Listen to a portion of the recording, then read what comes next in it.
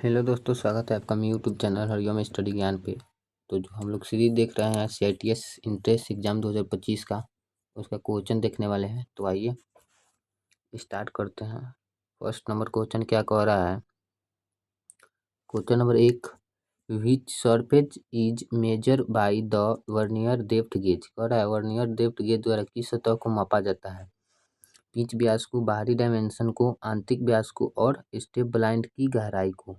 तो इसका जो राइट आंसर होने वाला है, इसका राइट आंसर होगा A4, स्टेप ब्लाइंड होल की गहराई को। चलिए next question, question number 2, which instrument is use to make layout on the job. Job पर लेआउट को चिन्हित करने के लिए किस उपकरण का उपयोग किया जाता है।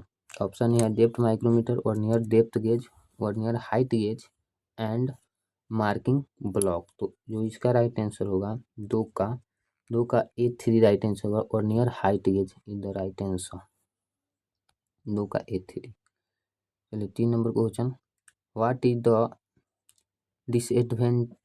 Disadvantage of AC welding transformer. AC welding transformer की क्या हानि है। एक में अधिक अधिक प्रारंभिक लागत, दो में आर्क बलों से मुक्ति नहीं, तीन में अधिक रख रखाव लागत और चार में कह रहा है अलौह धातु बिल्डिंग के उपयुक्त नहीं। तो जो इसका राइट आंसर होगा वो होगा A4 is the right answer, अलौह धातु बिल्डिंग के लिए उपयुक्त नहीं है।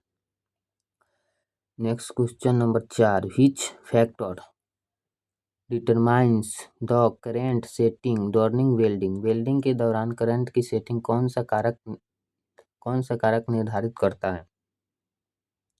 तो इसका ऑप्शन कह रहा है ज्वाइंट का प्रकार, वेल्ड की स्थिति, इलेक्ट्रोड की लंबाई और इलेक्ट्रोड का व्यास। तो जो इसका राइट आंसर होगा वो डायमीटर ऑफ द इलेक्ट्रोड यानी इलेक्ट्रोड का व्यास is the right answer. A4 इसका राइट आंसर होगा।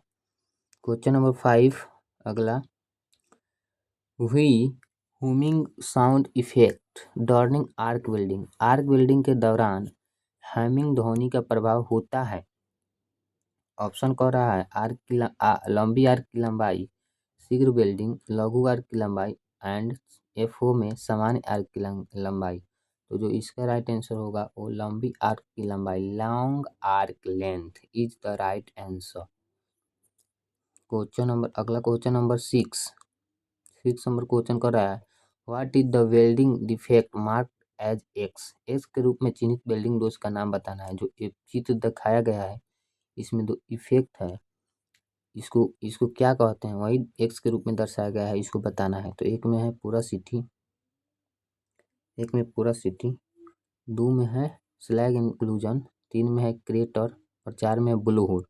तो जो 6 का राइट आंसर होगा वो A3 होगा। इसको कहते हैं crater is the right answer. जो चित्र में दर्शाया गया है इसको क्रेटर बोलते हैं, क्रेटर। ठीक है, चलिए next question number 7 number question क्या कह रहा है, which arc welding machine provide better the distribution in the electrode and job. कौन सी आर्क वेल्डिंग मशीन इलेक्ट्रोड और जॉब में बेहतर ऊष्मा वितरण प्रदान करती है।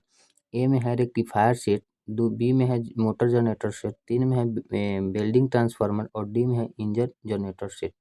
तो जो इसका राइट आंसर होगा वो A1 होगा, यानी ए रेक्टिफायर सेट, 7 का A1। चलिए question number 8, next question number 8, what type of water can be use to check acetylene connection. Acetylene connection की जांच के लिए किस प्रकार के पानी का उपयोग किया जाता है। ए में है नमक का पानी यानी साल्ट वाटर, बी में है सोप वाटर साबुन का पानी, तीन में है हार्ड वाटर यानी कठोर पानी, चार में है फ्रेश वाटर यानी ताज़ा पानी। जो 8 नंबर का राइट आंसर होने वाला है वो होगा A2 यानी सोप वाटर यानी साबुन का पानी। A2 is the right answer. Question number 9 क्या कह रहा है, what is the storing capacity of oxygen cylinder. Oxygen cylinder की भंडारण क्षमता क्या है। ए में है 7 मीटर क्यूब, बी में है 10 मीटर क्यूब, और A3 में है 14 मीटर क्यूब 14 और डी में है 15 मीटर क्यूब। तो इसका जो राइट आंसर होगा वो होगा A1 यानी 7 मीटर क्यूब। ऑक्सीजन सिलेंडर का भंडारण क्षमता होता है 7 मीटर क्यूब। चलिए क्वेश्चन नंबर 10, क्वेश्चन नंबर 9 कर लिए, 10 नंबर क्वेश्चन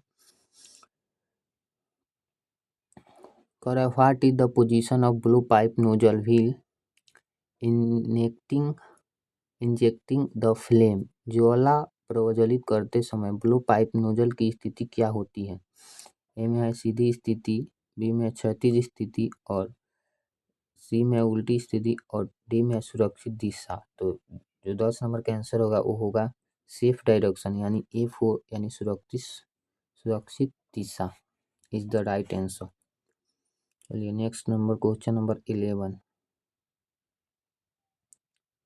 क्वेश्चन नंबर 11 क्या कह रहा है बैक फायर होने पर क्या एहतियाती कदम उठाया जाना चाहिए। बैक फायर होने पर जल्दी से दोनों वाल्व बंद कर दे और पानी में डुबोकर रखें।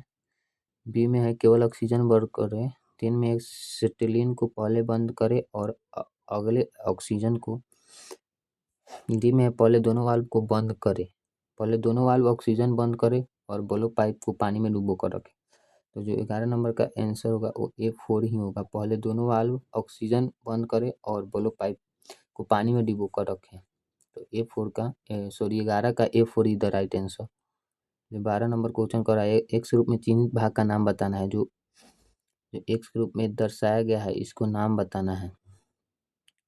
तो जो इसका ऑप्शन देखते हैं हैंडल है, ए में, बी में मिक्सिंग चैम्बर, सी में ऑक्सीजन कंट्रोल वाल्व और डी में एसिटिलीन कंट्रोल वाल्व। जो 12 का आंसर होगा वो ऑप्शन होगा A3 ऑक्सीजन कंट्रोल वाल्व। इसको हम लोग बोलते हैं oxygen control valve, oxygen control valve. Next question number 14 number question कर रहा है हेलिकल गियर की मिलिंग के लिए किस प्रकार की मिलिंग मशीन का उपयोग किया जाता है। क्वेश्चन नंबर 13 है। ऑप्शन देखते हैं vertical milling machine, plane milling machine, universal milling machine और हॉरिजॉन्टल मिलिंग मशीन। जो 13 का राइट आंसर होगा वो होगा universal milling machine. Question number 14 CNC program प्रक्रिया का पहला चरण कौन सा है। एक में ड्राइंग भाग का अध्ययन, 2 में मशीन उपकरण की पहचान, 3 में संचालन की पहचान और डी में है फीड का निर्धारण करना। तो 14 का राइट आंसर होगा ड्राइंग भाग का पहले अध्ययन किया जाता है, उसके बाद जॉब बनाया जाता है। Next question number 15 number question कर रहा है what are the axis are in CNC lathe. CNC lathe में कौन कौन सी अक्ष क्या है। 15 नंबर क्वेश्चन ऑप्शन है XYZ, XY, YZ और XZ।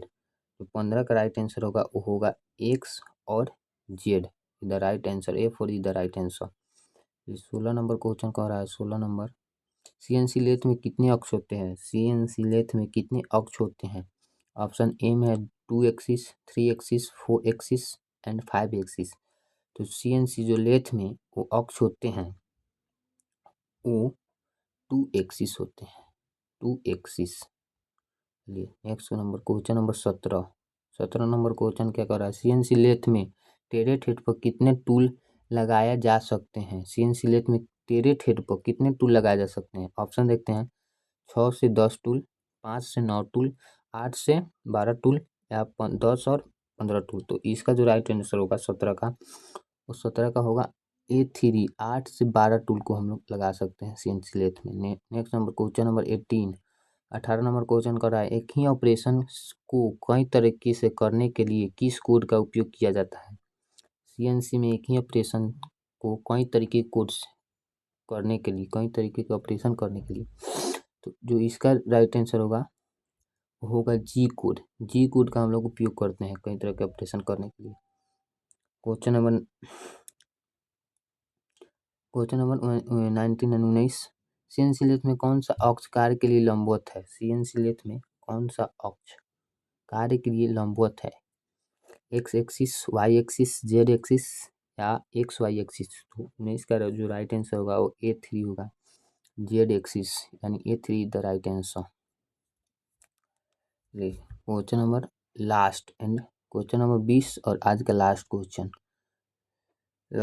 20 नंबर क्वेश्चन क्या कह रहा है, किस प्रकार के मोटर्स का उपयोग ज़्यादातर सीएनसी मशीनों में किया जाता है।